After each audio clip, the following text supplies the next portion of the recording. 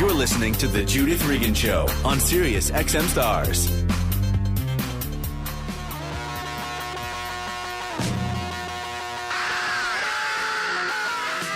Say you want a revolution. Well, you know, we all want to change the world. This is Judith Regan. We're back. He calls himself a radical centrist. He's a good-looking Irishman. His name is Peter Kiernan, and he's written a book with a very hot title, Becoming China's Bitch. That'll get your attention. And 9 more catastrophes we must avoid right now, a manifesto for the radical center.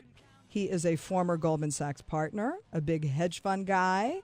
He is a major philanthropist, a corporate and government advisor. He's done everything. And again, the book is called Becoming China's Bitch, and I welcome Peter Kiernan. I'm thrilled to be here. Thank you. Hi. Hi. Now, we had a conversation about this some time ago, and I'm glad you did it. Well, I have to say, if I think back to that lunch where you basically said, you haven't quite got it. You didn't, and you're very nice, but... Was I nice? You were nice and unambiguous, both at the same time. Yeah, that's me. So good and clear. But you said, you've got a lot of stuff in here, but you haven't got it. You haven't distilled this. What's the essence? What's the theme? What's the driving point?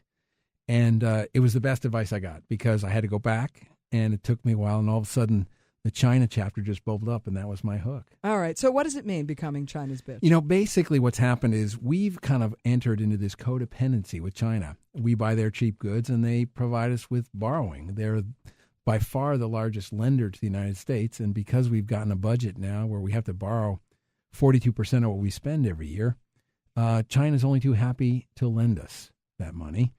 So they sit on $1.75 trillion, with a T, trillion, in treasuries. Yeah.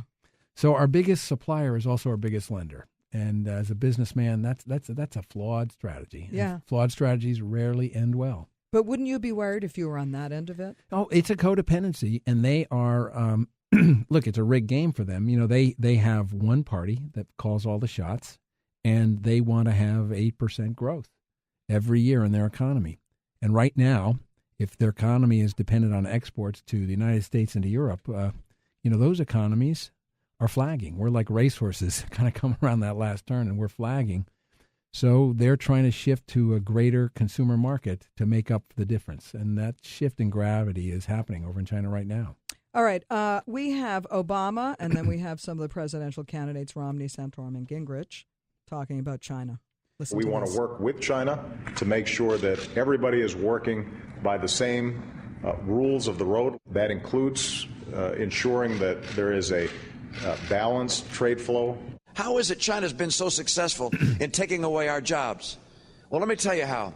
By cheating. On day one, I will declare China a currency manipulator, allowing me to put tariffs on products where they're stealing American jobs unfairly. We hear a lot about what we have to do to compete with China. Well, what I've just laid out will compete with China. Our goal is to have American workers have the most modern equipment in the world, to be the most productive workers, so we can compete with China and India and we can win the competition. Well, China has become the biggest conversation that we seem to be having on the political scene these days. So you're right on the money with the subject. What do you think of what they're saying, especially the Republican candidates? Well, a part of it is this has been going on. This whole China, the manipulation of the currency has been going on since 1994. So I don't believe coming in your first day of office and calling China names is particularly thorough or, shrewd. If you look at what's happened in China, in one day in 1994, they devalued their currency by 50%. Since that time, we've lost 6 million manufacturing jobs in the United States, and China has created 10 million manufacturing jobs. What's not being said on the campaign trail is that many, many, many of those manufacturing jobs will not be returning. They're gone forever. We have to reimagine our workforce. We have to retrain our workforce. And we've a big mistake to kind of claw back what I would call the lowest common denominator jobs. There are great jobs that we could be creating now. And so what can we do? What can we do? What is the plan to change this? Well, I think first and foremost, whenever you have a codependency, you have to embrace it vigorously, and we're kind of in a tango. And an example I've used that explains it is, in 2008, you remember how GM was on the ropes. and they got a government bailout, and some people weren't sure about that, but it did bring that company back. And last year, after clawing and scratching, they got back to the number one car manufacturer in the world, 9 million cars. 2.5 million of those cars were sold to China. China is going to be our dance partner for as far as the eye can see. iPads that you know something about, the number 2 market for iPads after the United States is China. And in fact, many of the materials for iPads are manufactured in China. This is not something where we can have sort of a bright red line where we won't cooperate. We're going to have to figure out how to collaborate, go after them where they've been unfair, but also work with them so that we can have greater penetration, greater access to their markets. Okay. Now, what about things like the things that we say we value in America, like democracy and fairness and civic virtue and compassion and human rights and these sorts of things? Is there a conflict between the pursuit of those things and the pursuit of staying competitive in a global economy? And the answer is there is a conflict. You know, if China makes it to the number one economy in the world, they'll do it with the worst corruption. They'll do it with the worst pollution. They'll do it with the largest aging population. They'll do it with the worst social safety net. You know, they're far from a shining beacon on a hill. But what they are is a coordinated, planned economy. And their psychology is we are determined. They are determined. I was just there, and you talk to the mid-level CEOs who are in their 40s, they all believe their psychology is they can be the number one, that they can be the number one economy, and that's their goal. Yeah. And when you go there, you feel it everywhere. It's extraordinary. Just right? to make From that point. From the minute you get off the plane, right? Let's talk just that experience. You get off the plane there, right? And explain what it's like. If you go to Shanghai Airport or the new Hong Kong Airport or to Beijing Airport, and I just flew into the Shanghai Airport, and you cannot imagine how huge and beautiful and sophisticated it is. And I turned to the group of people who met me. I said, "This is the most beautiful airport I've seen. How long did it take to build it?" And they sort of chatted with one another, and I came back and said, "Something like a year to 18 months." Yeah. Not like the Freedom Tower. No, but it's incredible. When you go to Hong Kong now, the new airport there, you check your luggage in Midtown, the equivalent of you can check your luggage in Midtown, take the train out to the airport, very beautiful, clean, efficient. The subway's clean, efficient. The airport's clean, efficient. I went into the Shanghai airport and was out of the airport in 5 minutes. It's extraordinary. I got through customs, zip, zip, zip, zip, zip. Everything is zip, zip, zip, zip, zip. Of course, there's a lot of stuff happening behind the scenes in China that we don't see, which is not so zip, zip. Sure, and it's an imperfect place like all places, but in respect to these kind of infrastructure bets, they are placing their chips. Yeah. And I'll give you another example right along those lines. You know, we are world leaders in trade, but if you look at the top 10 ports in the world right now, the United States has none of them. China has 6 of them. And the port of Shanghai, where I was about a month ago, if you take the top 7 ports in the United States combined, they don't equal the size and scope and productivity of the Shanghai port. This is an economy that is making the infrastructure bets of the type we used to make back when we built railroads across the country. They're in that psychology. And anyone who's not dealing with somebody in China understanding that psychology is going to mistrade. They're going to misunderstand or underestimate their counterparty. And by the way, they plan everything as it relates to the United States. If you go over there, they know all about the Republican primary. Well, that's because they're tapping into our phones and listening to all of it, and our computers. They know everything we're doing, thinking, hello, guys. Can saying. You hear us? They're listening to this show right now, everywhere. Now, when you look at the Republican reality show, as I call it, and you look at the stupidity of the conversations that we're having, of the kinds of things that we're doing, the culture here is embarrassing. And in fact, it's hard to watch because, let's face it, we know a lot more about Newt Gingrich's love life than I ever wanted to. What makes Santorum throw up? How much Mitt wants to bet? And these are stray marks, and we've got serious business we've got to attend to.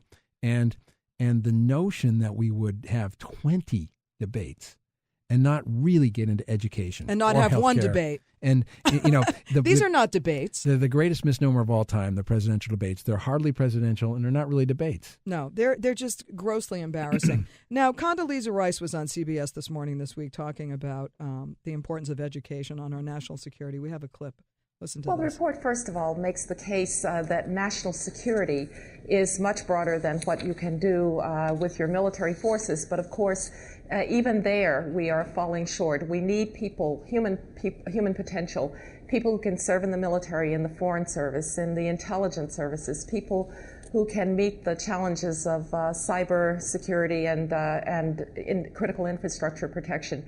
But we also need people who can continue American leadership in innovation, creativity, technology, and that means people who can continue to take the jobs that will make us globally competitive. And of course, the United States of America, we as Americans are held together by the belief that it doesn't matter where you came from, it matters where you're going. And education is the key to social mobility. And are we falling behind? As a country, we have to have that. Yes, we are falling behind. American kids are falling behind their peers in any number of ways. But the most important thing is we need to educate our people for the challenges of the 21st century, and our schools, unfortunately, are not doing that.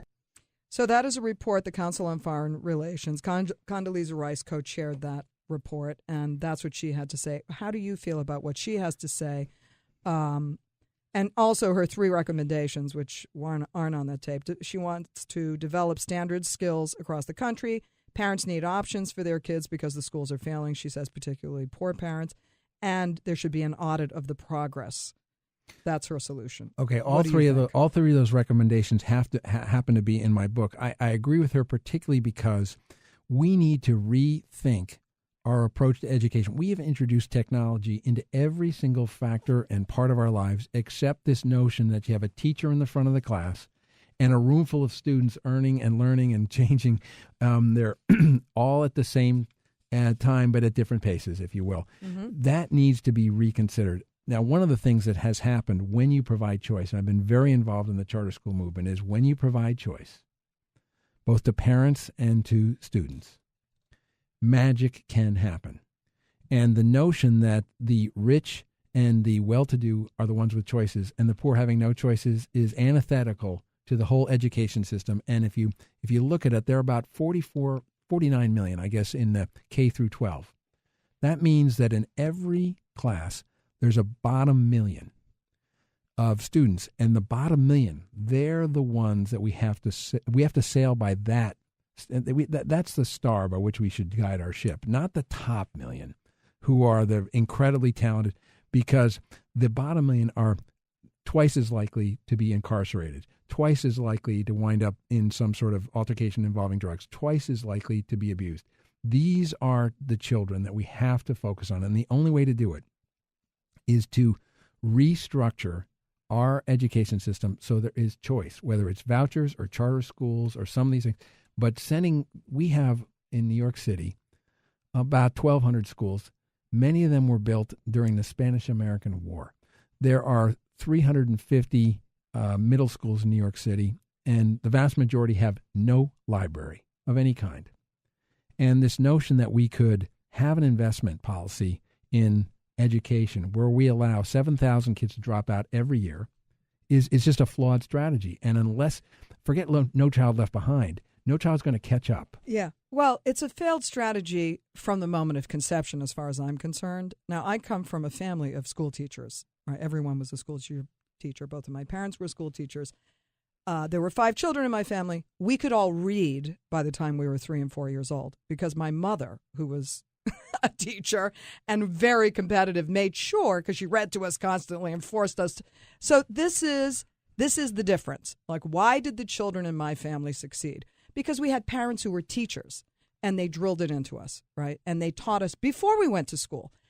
I would say if you don't start in utero, I really believe this, right? Having raised children by myself, having given my son, who had many problems, had a terrible head injury, got hit by a car, had to deal with many, many things. If I hadn't been his mother, if I hadn't been able to provide him with the tutoring, with the extra help, which cost a lot of money, to give him the skills that he needed early on, he would not have become the success story that he became.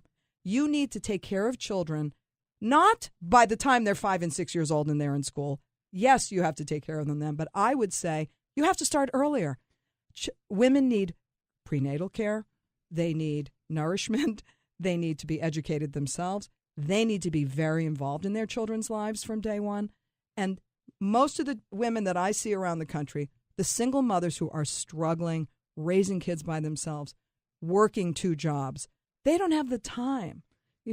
This is a major problem. If we don't care about it, you pay on the other end with incarceration. You pay on the other end with kids who are unskilled. You pay eventually. Why not pay in the beginning? Why don't people focus on the very beginning?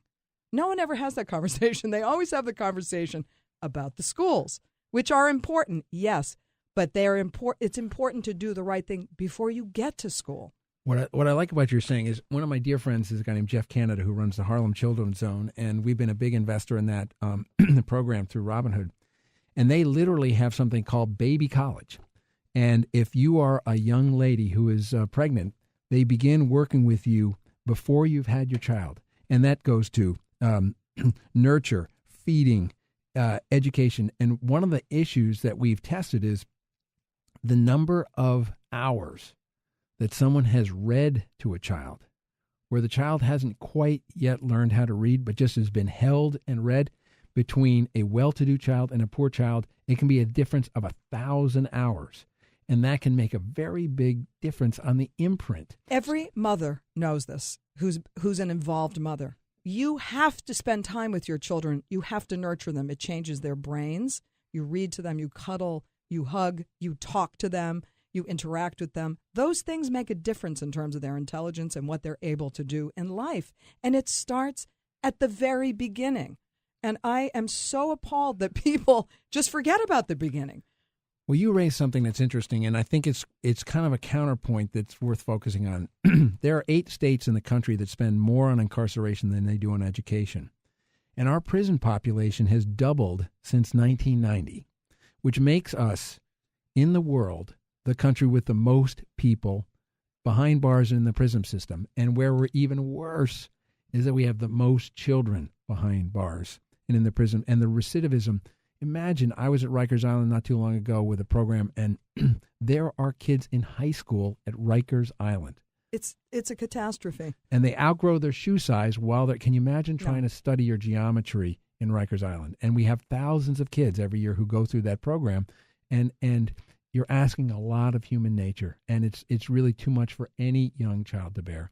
And the trouble is, with recidivism, once they get into that repeat performance, they're back and they're back and they're back. And suddenly we've created an annuity of pain for these poor young people. Yeah.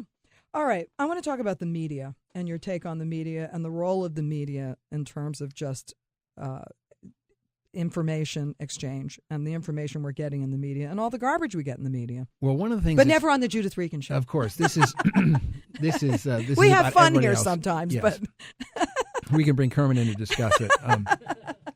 No, what's happening that's been striking to anybody who's watched it, and I've been following the media business for a long time, is, in the 70s, we got basically 3 networks that delivered us a pretty sanitized news product.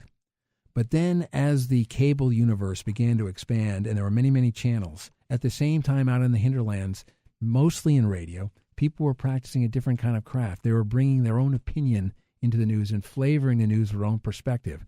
And top 40 disc jockeys like someone named Jeff Christie, who took a job out in California, and they said, well, we want to do some talk opinion, so why don't you get rid of your stage name and use your real name, which is Rush Limbaugh.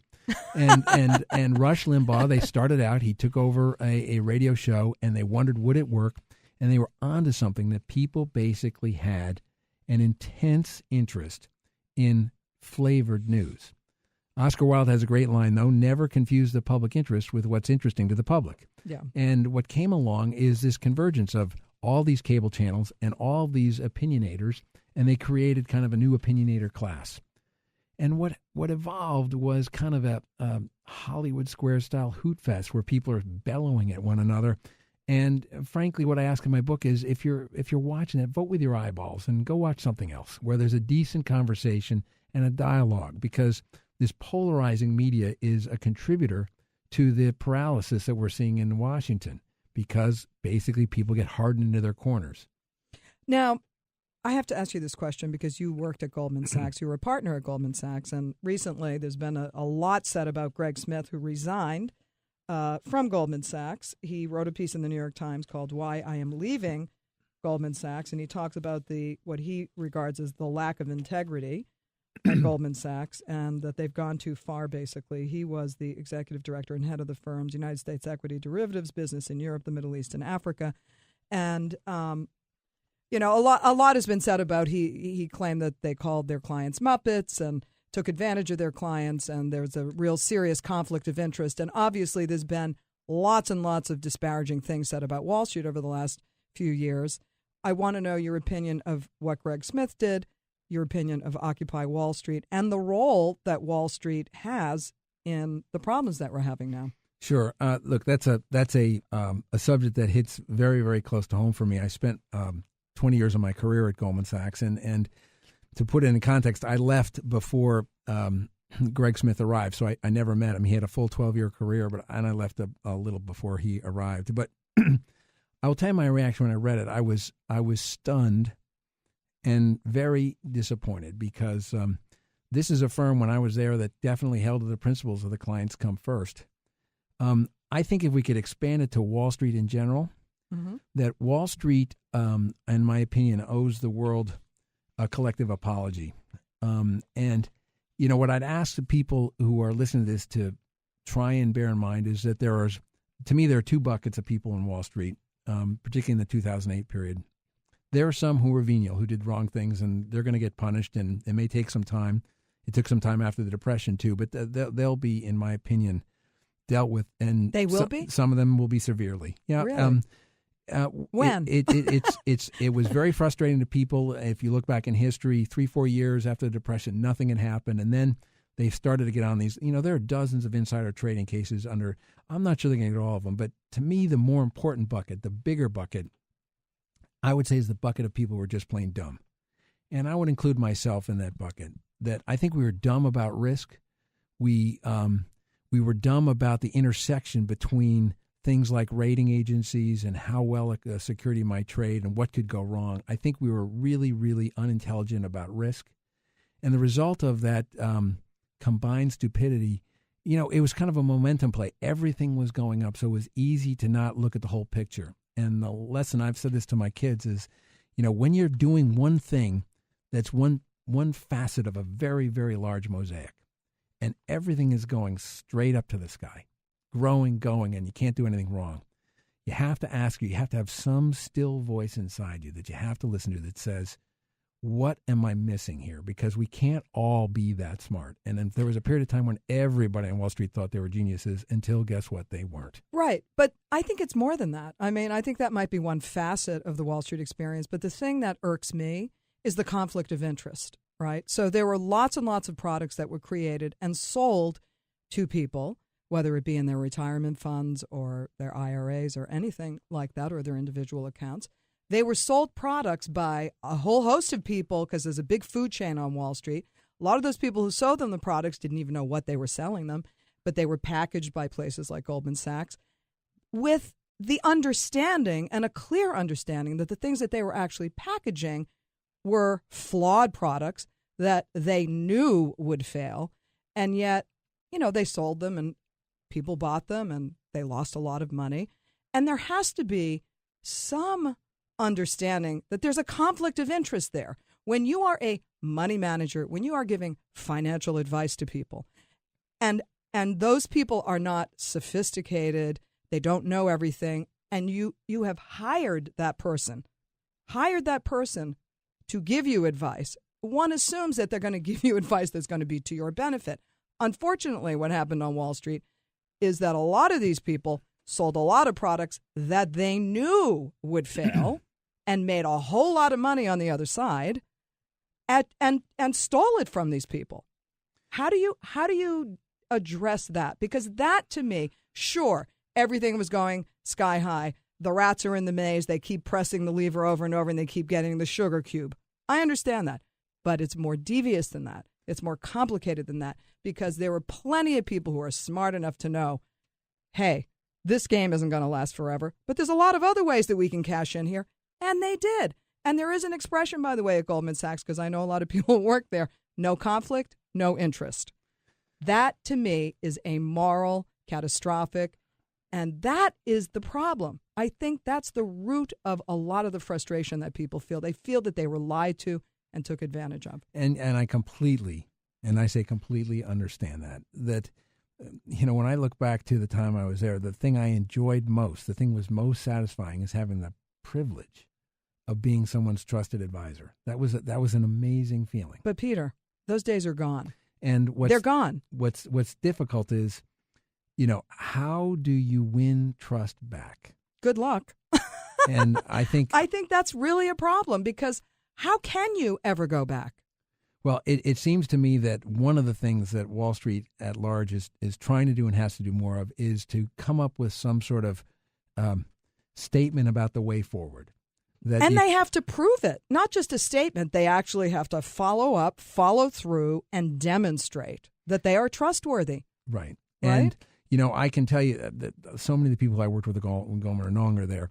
But, the truth is that if you look at Wall Street as a whole, there are many, many decent human beings who work down there. These are good people, and I know them. I know them professionally. I know them personally. But what I think happened was that there was an institutional construct and institutional pressure to behave in a certain way, and there needs to be a much more intense introspection looking at how things went awry. Now, some people say, well, when you started betting with other people's money, that's when it went awry. I'm not sure that's easy. But to me, something got lost, and, I'm not down there now, so I don't have this kind of day-to-day sense of it. But unless Wall Street can do something to recapture that trust, they're going to be doomed. They're going to have a very, very difficult time recapturing the status and the stature that they once enjoyed. Right. Now, they're not the only ones, right? Because people feel that they have no one to trust. Right. Right? It's not just Wall Street. So what happened with Wall Street when they were in this mad dash to get as much as they could at the expense of everything else? Right. It's capitalism without a conscience, right? And it's across the board. Right. It's not just Wall Street. It's just that on Wall Street, you were dealing with big numbers. But if you look at business, if you look at medicine, if you look at the law, if you look in any arena, you see corruption everywhere. So people feel, who do I trust? Who can I trust? Who's going to tell me the truth, aside from the Judith Regan show? Right. No, but seriously. Which is why I'm here. Exactly. Why? People feel frustrated. They do. I understand why Occupy Wall Street exists. People feel frustrated, right? Maybe they don't have a plan. Maybe they're doing it in a kind of adolescent way. But what it demonstrates is the frustration that people feel that they've been lied to, that they've been conned, that, what they've been told isn't true. Who do they turn to get the truth? Where do you go now for the truth, which can sometimes hurt, but I think people just want the truth. I think they want the truth. I'm not sure I have an easy answer for where they go. I will tell you this, that you mentioned Occupy Wall Street, and I think people have been unfair to Occupy Wall Street, and I'm obviously not been somebody who's been down there demonstrating, but I think when people say, gee, it's inarticulate or they're incomplete in their strategies for how to fix things, I think what they are is they're like a symptom, they're a response. Yes. And the way a rash that might indicate you have heart disease, I'm not calling them a rash. What I'm saying is that they're an indication that something is wrong. And what I think the something is that for 40 years at least, we have had a steady increase in the divide between haves and have-nots. Catastrophic. And frankly, I understand the urge to tax a couple more percentage points for people, and I'm not even contesting it. But I'm saying even if we got all of those tax increases for the 1%, they won't touch the real problem. And the problem is, unless you invest in people, unless you take workers who are no longer in a field or in a craft that is valued and retrain those workers, unless you take the kids that you're educating in a half-hearted way and educate them in a most sophisticated way, you're never going to bridge. You're never going to bring those two curves back into the right sort of pointing at one another. And so for me, when I hear Occupy Wall Street, I think to dismiss them out of hand is a mistake. Oh, I do too. Listen, I love the expression. right? Because I think it means that the frustration is organized, right? That's the beginning of change. I really believe that. So I do not condemn Occupy Wall Street. I think it's a great indicator of where we are. It's an expression. It's like an artistic expression, right? And so it's a little chaotic, whatever. It's a little impressionist, but that's all right. It's all right. Listen, I embrace it because I think we need to change. I really do. We have so many things that we need to change. Well, one of the things I talk about in the book, too, because I want to at least mention them, is that whether you agree with the Tea Party or not, what I like about the Tea Party, like with Occupy Wall Street, is that for many of them, this is the first real political activism of their lives. It's the first time they've given to something, the first time they've attended something, the first time they've stood up and said, I don't like the way it's going. And you know, in duopoly, when you have a Democrat and Republican Party, duopoly is the hardest thing to break in business. So Coke and Pepsi are fighting each other, but they're also really good at keeping a third brand out. And I think one of the things that's happened with Occupy and with the Tea Party movement is that they've kind of splintered the basic party and introduced new dialogue, new debate. And I think that's a really healthy thing, because what's happened to us is we've also gotten sort of homogenized so that we see so many bills where all the Republicans vote one way and all the Democrats vote another way, and every chess match comes to stalemate. And that sort of frozen architecture is a real enemy of progress. It is. And we've allowed ourselves to create what I call a selectorate, which is to say, whether it's Citizens United or think tanks that have now, some think tanks have endowments bigger than some small colleges, or the lobbying effort, which now is, in the last 2 years, a $6 billion enterprise. It's not a cottage industry anymore. There are 15,000 plus highly sophisticated, talented lobbyists. These are not the caricature of the boozy entertainer who's sort of lining and whining and dining. This is a highly sophisticated, consultative professional who is working with clients to get things through our government. That architecture is another piece of this puzzle because it keeps us polarized. And as long as we're polarized, we're ineffective. Everything great we've done, civil rights, a lot of the great things always involved a collaboration with both parties. One party alone rarely gets the great stuff done. So why don't you start a party? Well, I think Peter Kiernan, come on. It's time. There's some interesting things out there that I would alert your listeners to, and there's something called Americans Elect. And Americans Elect is what I'll call an online political party, and they've got just shy 3 million members. They're registered now in every state, and they're going to have a person on the ballot in every state. I think it costs a couple of dollars to join. And there are people who are trying to get the American voice back. You asked, how can we change? What can we do, whether it's with China or anything else? I think it's time for us to stop delegating the management of this country to our government. It's time for us to have a much more active voice. What I like about Occupy, what I like about the Tea Party, and what I really like about Americans Elect is it's Americans electorate in action. And that's when we're at our best. And that's when we say we don't tolerate these polarized stalemates where nothing gets ever accomplished and it just gets remanded to some committee and buried in Congress. These kind of activisms, to me, represent the best of when America's at its best. And I think that's the key. I'm not sure there's room for a third party. With the independents, there have been 20 or 30 successes in Independenceville, kind of across the gubernatorial and the senatorial and congressional. But having individual voice, I think that is the key to how we can turn this. I wish I had all night to speak with you. And the book has so much more, and maybe you'll grace us with your presence I'd love to come back anytime. I've really enjoyed talking with you, Peter Kiernan. The book is called Becoming China's Bitch and 9 More Catastrophes We Must Avoid Right now. We'll get to those 9 more catastrophes on another night, or read the book. Again, it's called Becoming China's Bitch. And Peter Kiernan, thank you. Thank you so much for having me. Thanks it's a pleasure. For coming in. This is Judith Regan, and we'll be right back. I feel a wreck without my little China girl.